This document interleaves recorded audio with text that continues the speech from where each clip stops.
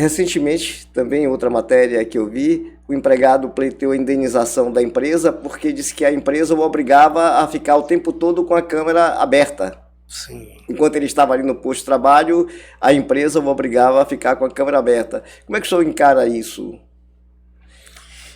Tem algum detalhe maior sobre a questão? Não, o que eu vi na matéria foi só isso. Que a alegação era essa, que ele sofria constrangimento porque tinha que ficar o tempo todo sendo monitorado, né? O rosto dele o tempo todo monitorado.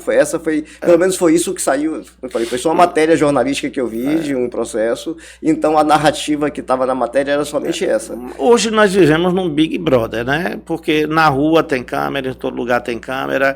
Eu lembrei de uma situação agora. Nós quando viajamos, né? A gente vai para o exterior, aqui mesmo no Brasil, você passa por um detector de metais. Isso. Você vai para os Estados Unidos, além do detector de metais, você entra num equipamento que você abre os braços, ele faz um scanner do seu corpo para enxergar se você tem alguma coisa dentro do seu organismo.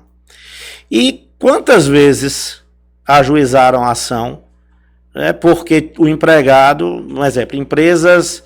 transporte de valores, ou empresas com medicamentos, né, distribuidora de medicamentos. Você tinha que passar por um equipamento e a alegação era de dano moral. Isso. Matéria controvertida, né, alguns entendem que sim, outros entendem que não. Eu, particularmente, acho que não cabe dano moral.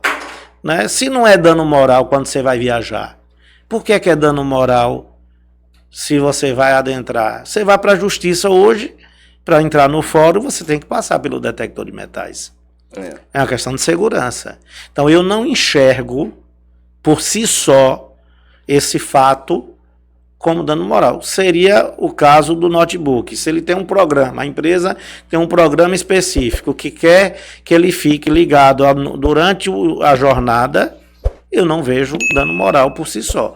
Mas se a empresa, além disso, por exemplo, ela impede que ele pause, né, ou para ir no sanitário, para fazer um lanche, aí a gente vai entrar aí já é outra história, né, em outros detalhes.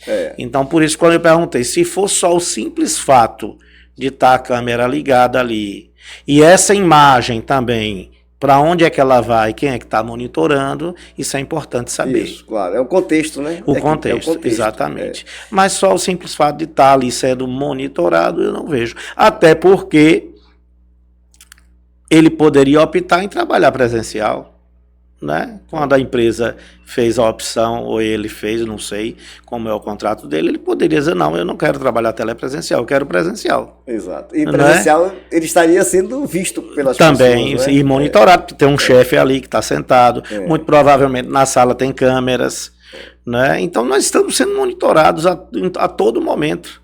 Né? Hoje em dia a polícia, como é que a polícia desvenda os casos?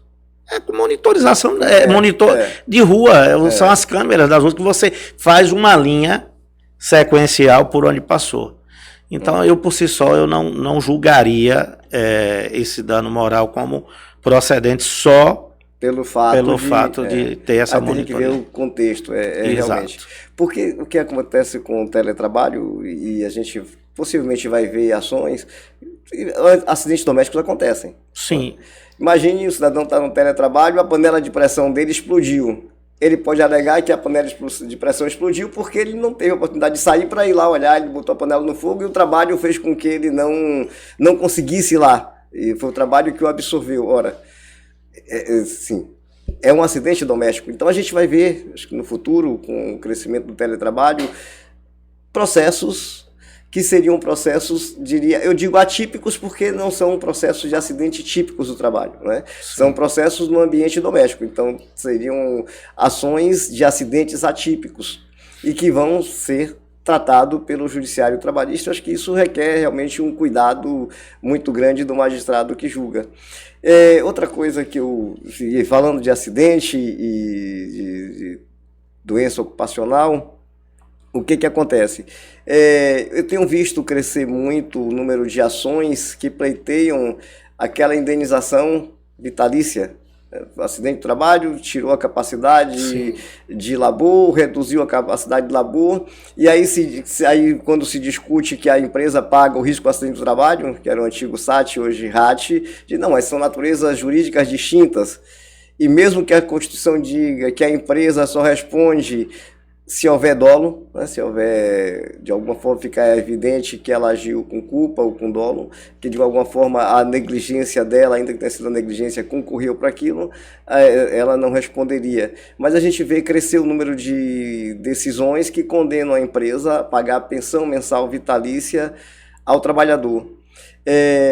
Eu particularmente, eu penso da seguinte forma: o empregado que se acidenta ou que ele sofre uma redução de capacidade laborativa, se não houve culpa da empresa, ele já recebe o benefício previdenciário, que, salvo engano, é o B51. Ele já tem um plus salarial, né? Então percebe que essa contribuição que o empregador faz para o seguro, o risco de acidente de trabalho, faz com que ele possa ou se aposentar, se a incapacidade for total, ou se houve redução, ele recebe um benefício previdenciário.